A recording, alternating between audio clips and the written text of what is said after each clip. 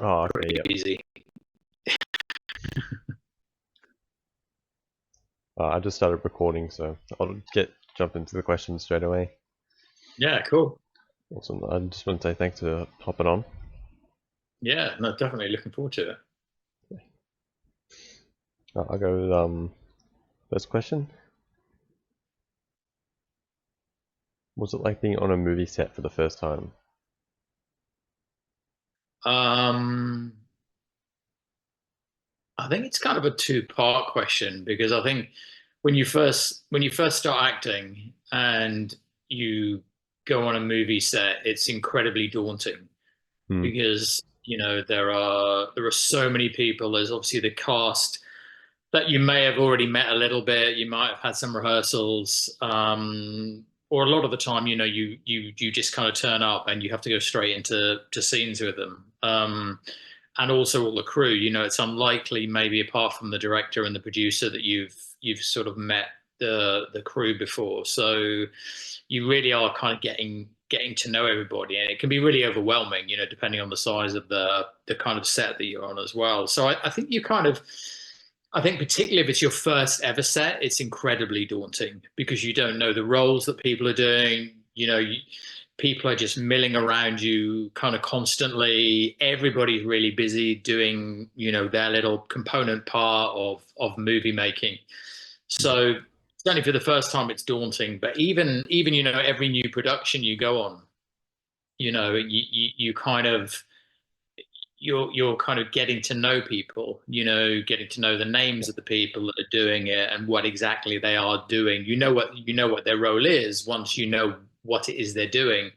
But yeah, I mean it's always like that, and depending on the length of I guess the shoot, if you like the independent shoots and maybe sort of only some days, some of the bigger budget movies can go on for weeks and months, and you get to know people like family, and you have a laughing and a joke. But yeah, your first day, if it's your first day ever on a set, or if it's your first day on a new set, there's always kind of nerves, and we all have imposter syndrome. I don't know if any of your other kind of guests have kind of mentioned that. We always kind of think, oh God, like, am I good enough to be here? So we all kind of go through that, I think, at whatever level and whatever experience level it is. But yeah, it's nerve wracking whether it's your first set ever or just your first day on a new set. So, but it's great. It's great. It's like a first day at school, right? Mm. First day, new job, again and again and again and again. Yeah. And everyone's experienced that too. First day of school. Yeah.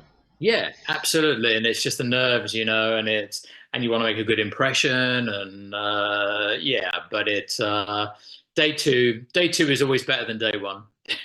Yeah.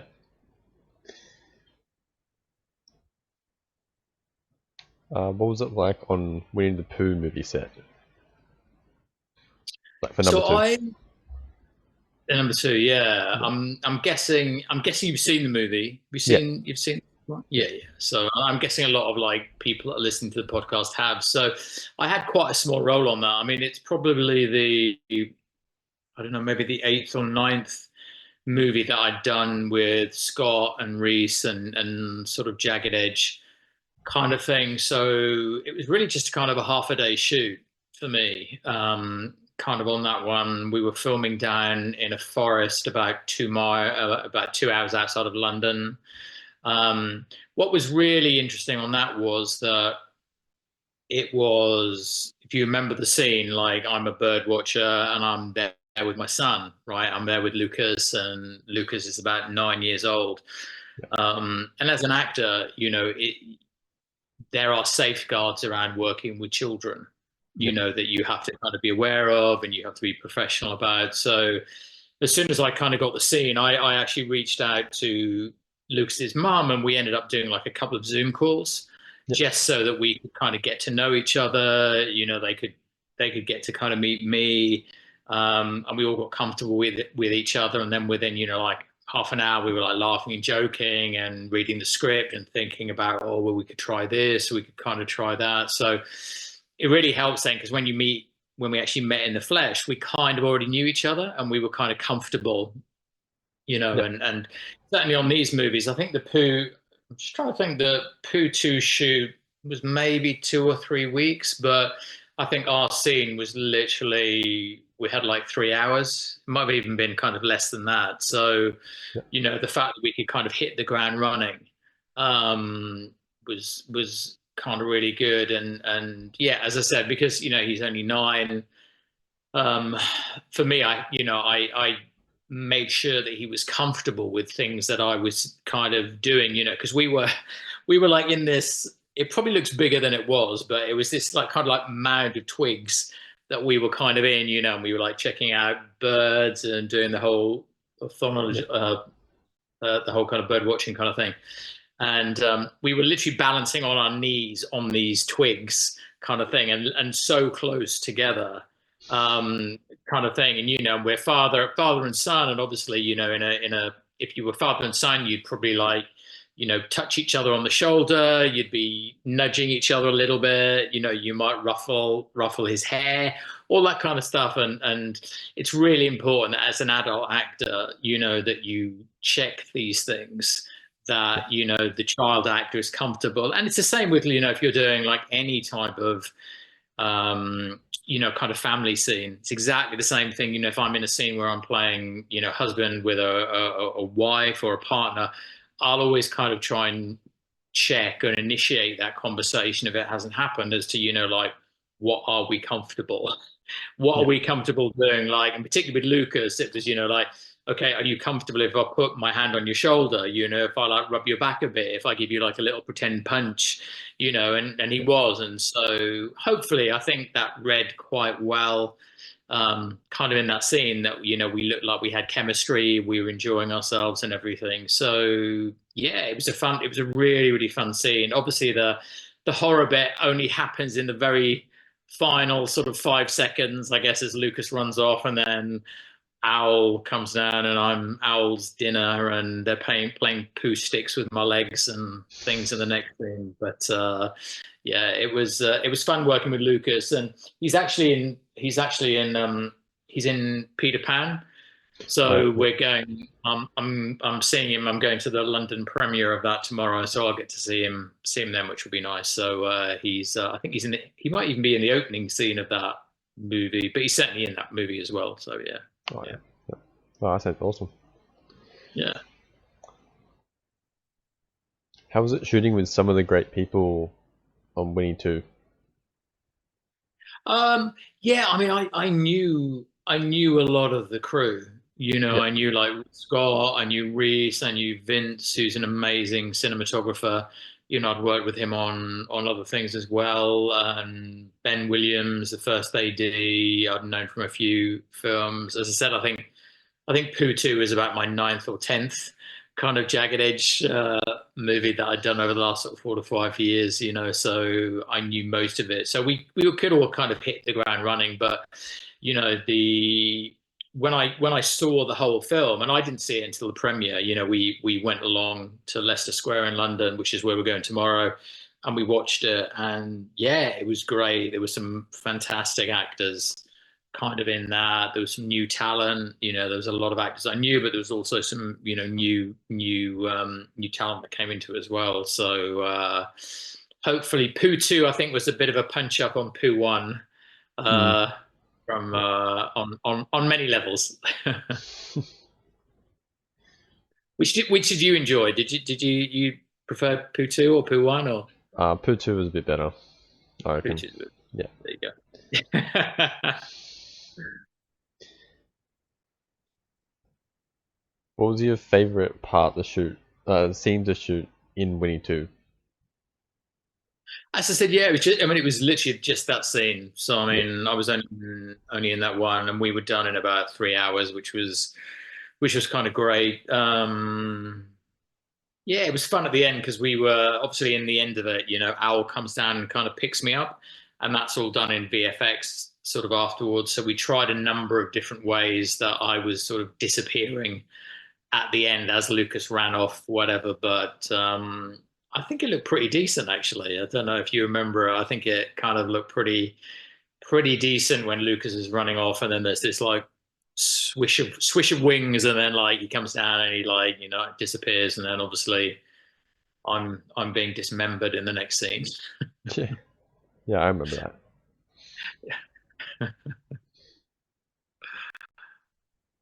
What's your favorite thing about being on any like movie set?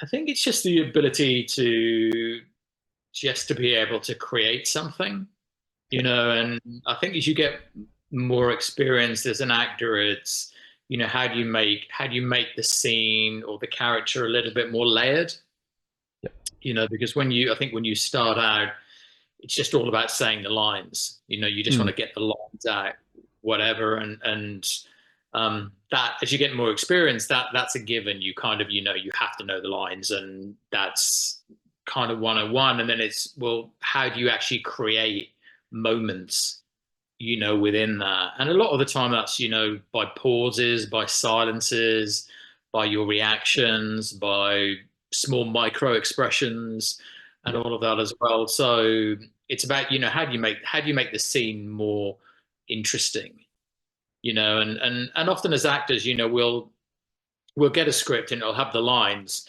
and it will have maybe some of the writer's directions on there, and it might say at a specific point, I don't know, if the character you play is John, John cries at that point, or John shrugs at that point, or whatever. And writers probably don't like us to say this, but generally as an actor, you will just strike through all of that.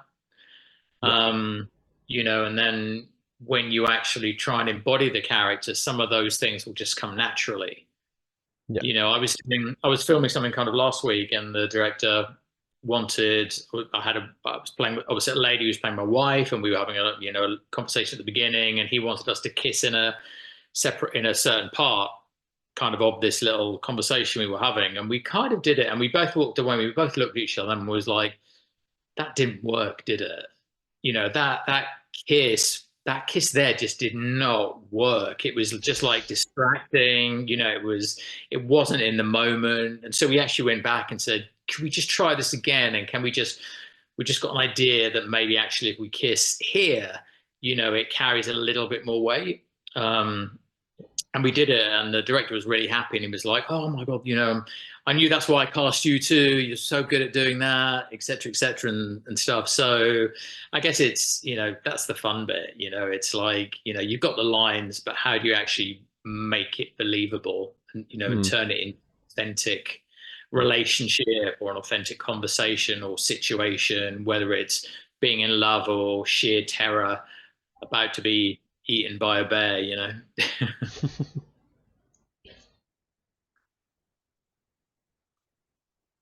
Any favorite movies of yours that you've done? Um, yeah, there's probably a couple. I mean, I enjoy doing Winnie the Pooh. Certainly, I think one of my favorite ones was one of the favorite horror ones I did was um, kind of Blood in the Water. I don't know if you've heard of that one or seen that one at all. It's a little bit like Saw. We filmed it about 3 years ago, and I just remember we filmed it. It was in an outside swimming pool at 2 o'clock in the morning in February, and it was absolutely freezing.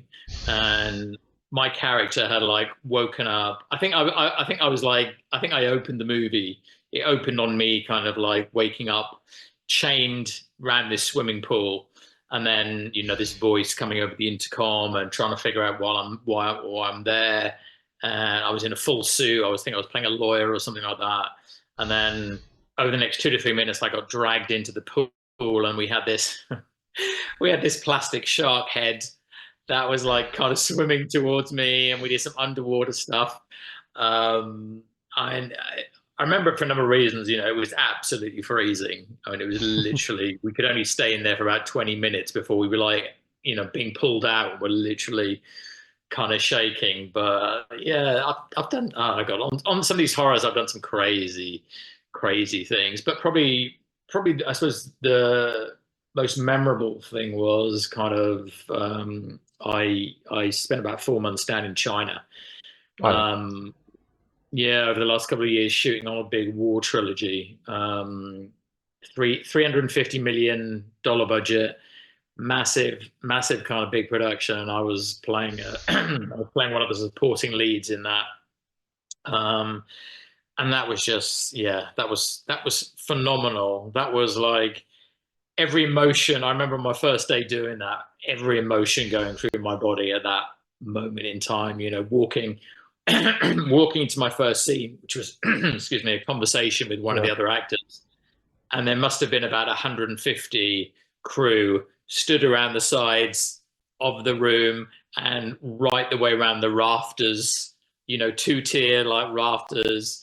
And it was a conversation between me and another actor. And yeah, I remember inside I was like, gosh, every emotion, it was my first day of shooting down there in a foreign country, during the peak of COVID as well and stuff. And I Yeah. remember like side going through every single emotion, but it came out pretty well. Yeah, it was number one at the box office in China last year, which was pretty That's decent. good. Yeah. Pretty chuffed with that. And I've got another Chinese movie coming out. Yeah, actually, I think about in August of this year. So hopefully that'll do pretty well as well. But yeah, as an actor, you certainly get to travel. Yeah, definitely. Do you got any favorite scary movies of yourself, or? You see, my scary movies are probably going to be way before you were even born, Jai. I have to say. So one of my favorites, I would say, would be The Omen. If you've ever seen The Omen. I've heard of it. I haven't seen it though. No, you gotta get that on your list. Not the remake, not the like. There was a remake, I think, like 2006 or something like that. This is like the 1977, 78 one, Yeah. and it came out around about the same time as The Exorcist, which I'm sure you've heard of as Yeah. well. Yeah. But yeah, both. I mean, both of those two movies are incredible. But the Omen is just terrifying. So and then they did like all movies. They did Omen 2, they did Omen 3, they did Omen 4. And they all go down in quality a bit. But yeah, the first Omen is definitely one that's worth watching. But it will look very dated. You watch it and it'll look incredibly dated. But yeah, it's classic, classic. Black and white. No, actually, no color. Color, yeah, yeah, Yeah. no color.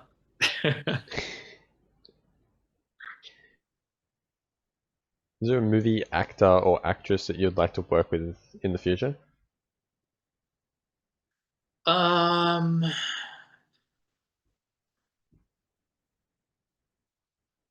I mean, there's a lot, that if I was to say like, some of the big kind of Hollywood names, um, Julianne Moore.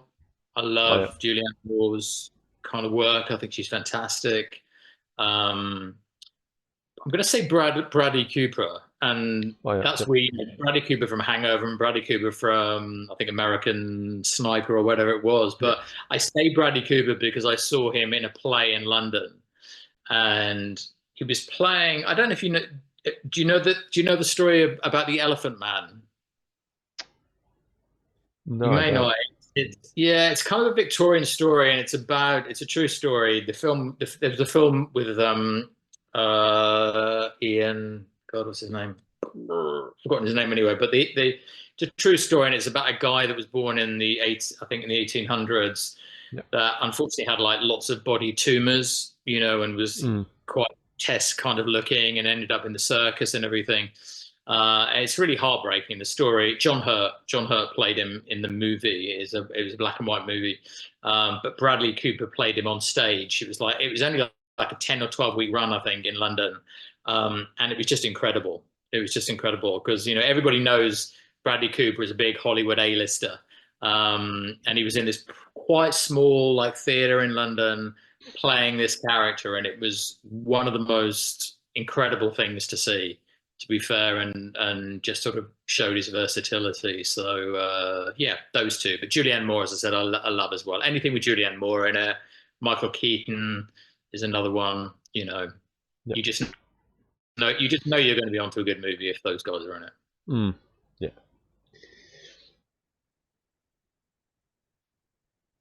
What other movies or TV shows are you in?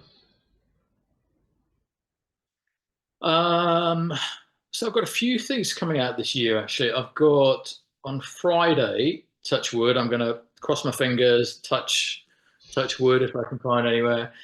I've got a spy thriller coming out called White Crow, Oh yeah. which is yeah, which is it's an indie film. We filmed it about 3.5 years ago, and it just shows the amount of time sometimes indie films can take from when you film them to like when they actually come out, and all of the ups and downs and things that we went through with that. But yeah, hopefully it's coming out. Um, Hopefully it's coming out on Amazon. I think there's going to be a ton of other internet channels that's going to come out on Friday, and I think hopefully next week it'll be coming out on Amazon as well. But very much a spy thriller. Typical. I'm the villain of the piece. Surprise, surprise. Uh, plotting to take over, the world, basically. And there's lots of clandestine meetings. If you've seen Mission Impossible, and the types of clandestine meetings they have on a bench overlooking the Thames. Well, we got that bench. We have our clandestine meeting on that bench on the Thames, kind of stuff, overlooking the Houses of Parliament and the British government and everything. So yeah, it's good, and it's really unique, because most and it's a typical, like $30,000 budget, which a lot of indie films are, and so many are horror, so many Yeah. are kind of gangland, drugs, and this is like a spy thriller. So it's pretty unique. There's not many independent, really small budget spy thrillers that kind of get made. So yeah, we're hoping that's going to do well, but it's been a 3.5 year labor of love. So I know we're all going to be happy when it just gets released. Oh, and I have another, What's and I have a few more horrors coming Yep. out next year. Oh, this year. So I've got one called Bait, which should be coming out later this year. It's about an American family. I'm the dad. American family that get abducted and are held in a lockup with this kind of creature, and how they're sort of fending for their lives, kind of in that. So that's going to be a good one, I think. That's going to be a good Yeah, one. that sounds good. Yeah, yeah. Look out for Bait. What sort of movies do you like the most? Like horror or comedy? Or... Yeah, I mean, a mixture of all of them. To be honest, I must. I love horror. Mm, Obviously, yeah, whenever I'm looking at a horror, I've done so many. It's kind of like you kind of know how they do things, kind of stuff in it. So it's hard not to technically look at something and go, oh yeah, I know how they did that because I've done that, or I've seen how we've done that kind of stuff. But I love horror. I mean, if you look at my Netflix, it's always suggesting the next horror for me to kind of watch. So I like that. But I also like kind of drama and thrillers. yeah, Um, Often like political ones. I love kind of like just like the sort of political genre, yeah. um, war-related political genre kind of stuff as well. So things that tend to be, I guess, like really character-driven. Where Yep. you care about the characters. So yeah, those. But yeah, I love action and comedy, whatever. But yeah, Oh, that's how alright. about yourself? You've got to be horror. Keep it creepy. It's got to be horror, right? Yeah. Uh, Movies like Halloween and different, really just Right. horror movies. Yeah. Yeah. Yeah. How do you prepare yourself for movie roles? Um, I think it's. I think you read the whole script, as many times as you can. Yeah, And it's really difficult because as an actor, you instinctively want to go to the character that you're playing, right? You're like, oh, where's my bit? What am I saying? How much am I kind of in it? Whatever. So there's always that, that you're trying to fight. But I think, the more times you can read the overall script, that informs, your character so much. and the backstory and what's the history. I mean, we all have to make up things about our character, things that aren't written. So you always have to bring some layers into it to make it interesting. You might create a backstory that doesn't exist, but actually it creates something interesting, for the audience that are kind of watching it. But there's always, it's important to understand the genre. It's important to understand the sort of the pace of it. What's the overall emotional arc? Kind of particularly if you're not a lead, or if you're a main sort of supporting lead, if you're only in it for maybe like one character for 1 or 2 scenes, um, often, you're there to help move the story along, you Yeah. know, and sometimes not to be that interesting, not to create so much interest in the viewer that they want to know more about you. I mean, every actor would think, well, I want to do that, because I want everybody to love my character and be really interested. But actually, sometimes you're there just to help facilitate the storyline for the main character, Yeah. by giving certain pieces of information and stuff like that. So it's important as well to like know the role that your character plays and how important it is kind of in it, and yeah, not to oversell it, not to try and make everything about you. Yeah. Do the best you can, but sometimes it's minimal, and sometimes it's you're just moving. Yeah, as I said, you're just moving the story along really, so that people know what's happening to the main character, maybe. Yeah. But I think read the script as many times as you can before you lose your mind. Keep reading it, so you understand how it all hangs together. That's so important, because sometimes you go in and you do a character, and if you haven't read the whole story, you make choices or you play the character that actually is completely counterproductive to what the story is about or what the aim of the story is about. So yeah, it's important to do that, but it's hard. It's hard because everybody wants to jump in and see what their character's saying, see how many lines they've got, and all of that stuff. So yeah. Yeah. Uh, who inspired you to like pursue acting, or what inspired you to pursue acting? Yeah, I mean, I did it. I did it like when I was a kid. I did like quite a bit of theatre. Yeah. Um, Kind of like on Saturday mornings. So I guess I kind of trained originally as sort of a stage actor. Um, and then I drifted away from it. I got caught up in other jobs that paid more money than being an actor, and kind of went down that route for quite a few years. And then probably about 10 years ago, kind of came back into it, and really started right at the bottom. Like I was, saying at the beginning, I started sort of just doing like extra work. Yeah. I was just like, I want to get my confidence back. Let me be on set. Let me, just be around a set, and get my confidence built up again, kind of stuff. Um, and then got my first agent about six years ago. Yeah. Um, and then obviously I've, kind of pushed my career since then, both independently and kind of with my agent. But I think it's just the opportunity to be like really free. As people, we all have our own personalities, and we're all a little bit guarded. We all think of how we want to project to other people. And it's so fascinating to just be on stage and or be on screen, and try and be vulnerable and just create something. Yeah. No, and that's what I was saying. Like, just create moments. What some of the things that I really love, like watching on TV, like is when there is a moment created. That I just find it's like, gosh, how did that actor or that actress create that moment of tension? Like they didn't say anything. Do you know what I mean? Like, or maybe they said 2 words, but it was the way they said and it was the reaction, or it was the pause, or it was the mannerism that just spoke volumes. So yeah, it's great. It's just great to find that layering and those nuances. Yeah. Do you have any words for anyone else that wants to pursue acting?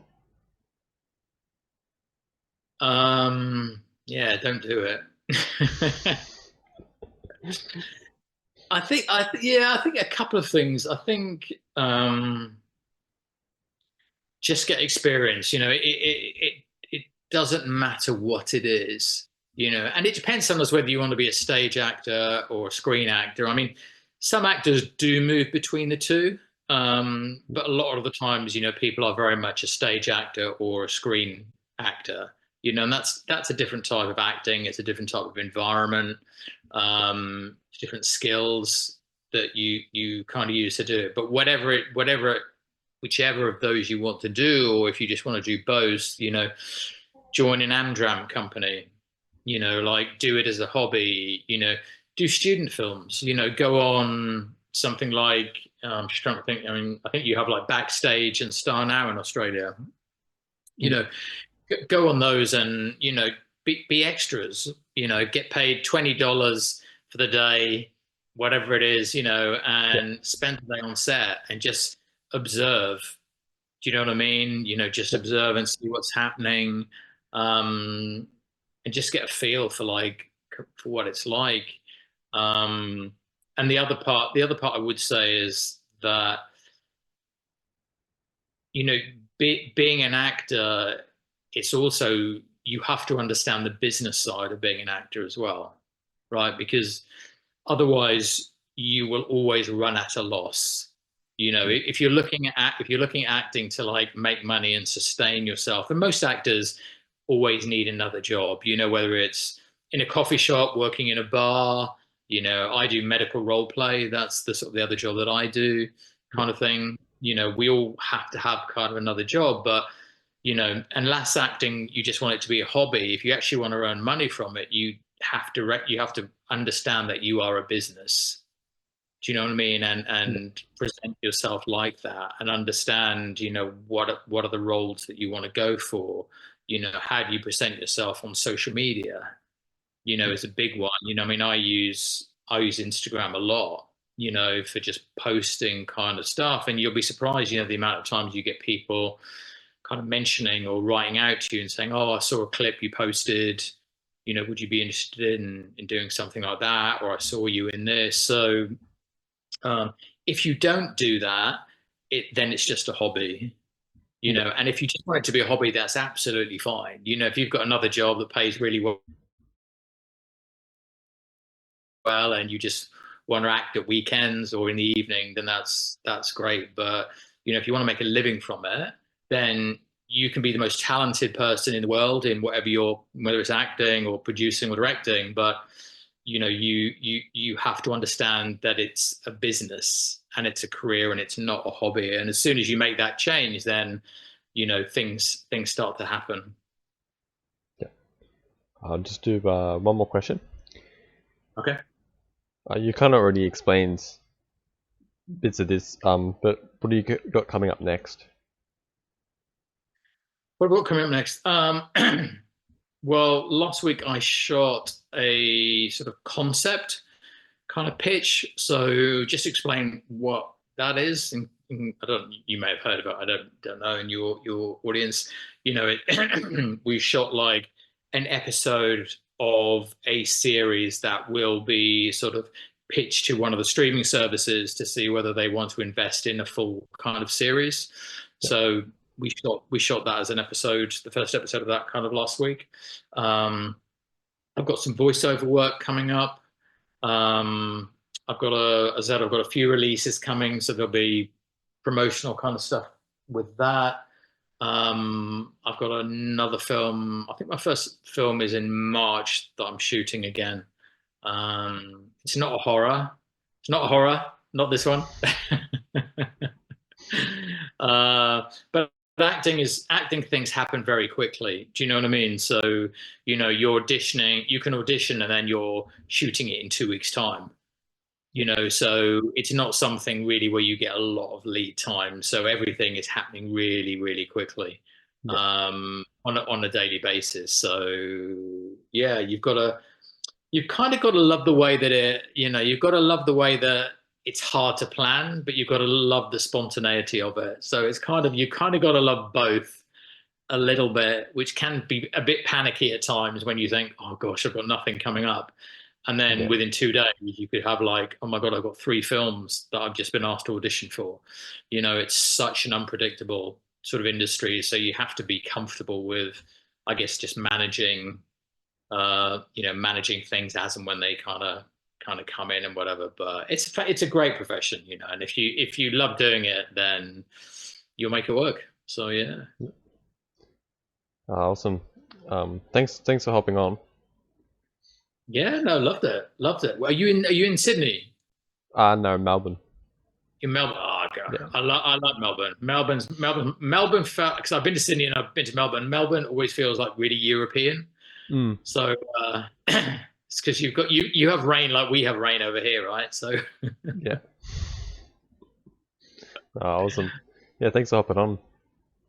yeah, no, definitely. And yeah, take care, and yeah, good luck to all your viewers. And maybe there are some future actors that have listened today and will be jumping in. Maybe. Awesome. Thanks for that. All right. You take care. Take care. Yeah, you too. Cheers. See ya. Bye. See ya.